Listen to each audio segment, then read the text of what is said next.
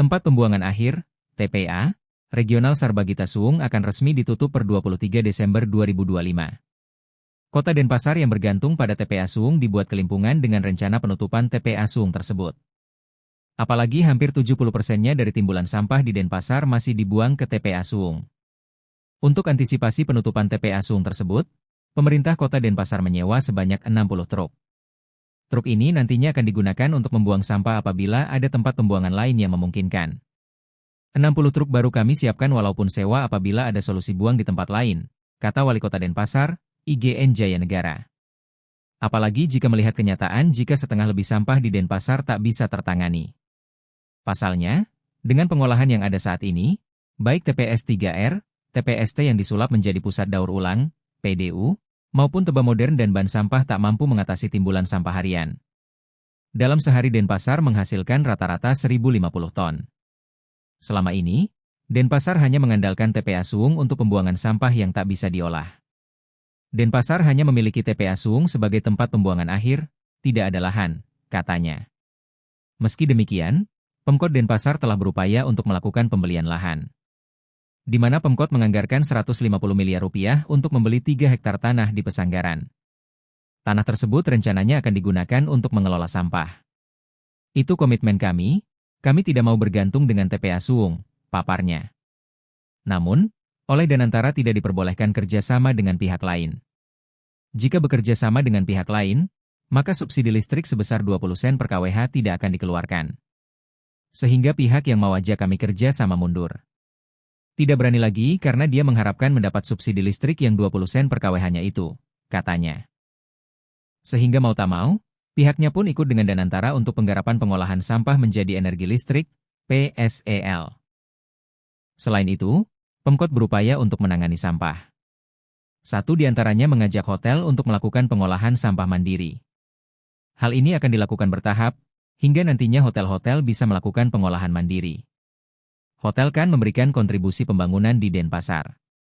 Kalau memutuskan tidak boleh kami tidak mau, nanti dibuang kemana? Kasihan juga. Caranya kami menghitung dulu seberapa persen dia buang sekarang, kata Jaya Negara. Pihaknya pun akan berdiskusi dengan pemilik hotel terkait hal ini. Termasuk mengetahui anggaran dari hotel untuk bisa membeli mesin pengolah sampah. Kalau kita harapkan dia menyiapkan mesin, tapi kan untuk membeli mesinnya itu kapan? Ya saat mesinnya ada baru kami tidak ambil sampahnya, paparnya. Tapi kami akan berdiskusi betul dengan pihak hotel. Apakah ada anggarannya membeli mesin? Kemana beli mesin? Perlu dipikirkan betul, imbuhnya.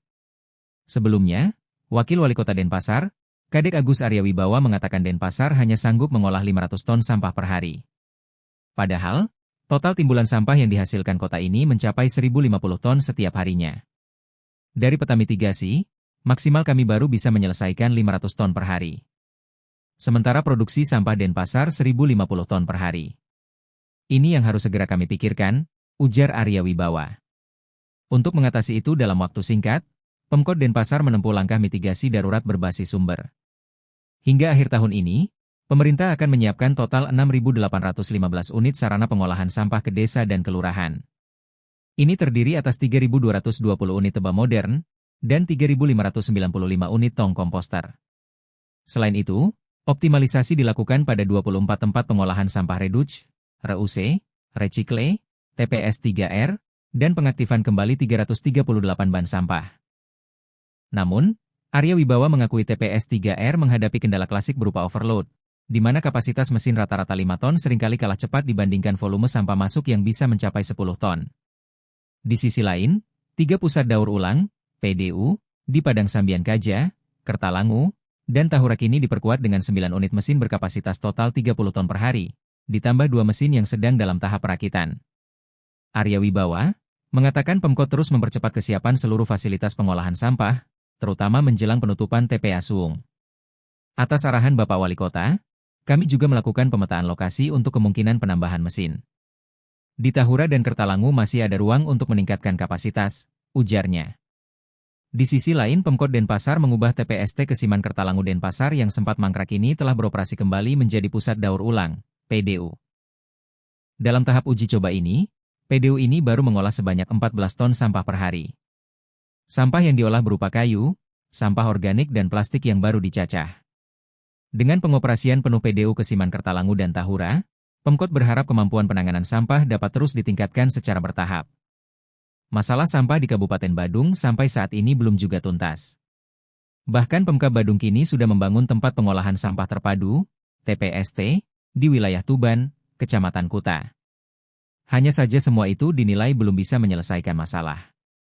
Pasalnya mesin insinerator yang didatangkan hanya bisa mengolah kurang lebih 40 ton sampah dalam sehari. Kepala Bidang Pengelolaan Kebersihan dan Limbah B3 DLHK Badung, Anak Agung Dalem saat dikonfirmasi Selasa 16 Desember 2025 tidak menampik hal tersebut. Pihaknya mengaku jika pada TPST yang dibangun terdapat 4 mesin insinerator. Nanti akan ada 4 mesin di sana, TPST Tuban, namun belum juga maksimal karena pengolahannya mungkin maksimal 40 ton dalam sehari, ujarnya. Diakui jika dibandingkan dengan jumlah sampah yang masih dibuang ke TPA Suung semua itu tidak sebanding. Pasalnya jumlah sampah yang dibuang ke TPA Suung mencapai 250 ton dalam sehari. Jadi kami tetap memaksimalkan pengolahan sampah. Karena ada 4 mesin di TPST, kan tidak maksimal juga dengan jumlah yang dihasilkan sangat banyak, bebernya. Sebelumnya Bupati Badung Iwayan Adi Arnawa juga mengatakan jika dirinya saat ini menuntaskan proyek TPST di Tuban. Hal itu pun nantinya untuk menampung sampah di wilayah, Kuta, Tuban dan sekitarnya. Dengan pembangunan TPST ini, harapan kami bisa minimalisir sampah, mulai dari yang ada di Tuban, termasuk yang ada di Jimbaran, jelasnya. Pihaknya mengaku tidak bisa diam begitu saja. Pasalnya saat ini Badung baru memiliki 1 TPST yakni di Mengwitani. Volume sampah yang ada kan banyak, tidak mungkin hanya diolah di Mengwitani saja. Bahkan kita juga akan maksimal TPS 3R, tempat pengolahan sampah reduce recikle, yang ada di Badung. Sehingga desa-desa bisa maksimal mengolah sampahnya, kata dia. Download Tribun X sekarang, menghadirkan lokal menjadi Indonesia.